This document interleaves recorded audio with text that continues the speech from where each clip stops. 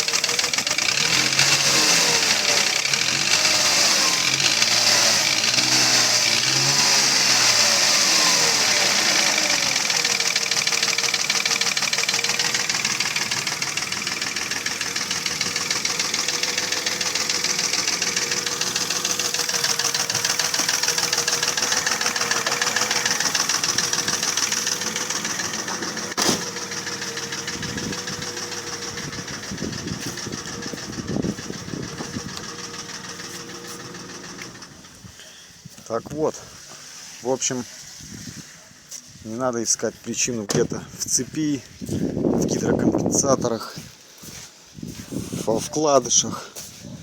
Это ни шатун, ни цепь, ни вкладыш, ни натяжитель, ни этот самый, ни успокоитель стучит, ни ничего либо другое. А стучат это поршня. Вот это мотор с этого Мерседеса с ML. Его просто разорвало. И этот тоже скоро разорвет. Вот. Разорвет, куплю хороший мотор. Не разорвет, зиму отъезжу. Сейчас зима уже скоро, осень. Зиму отъезжу, если живой останется, гильзану его, шлифану коленвал на нем, поставлю в новый вкладыш. Гильзы сейчас продаются.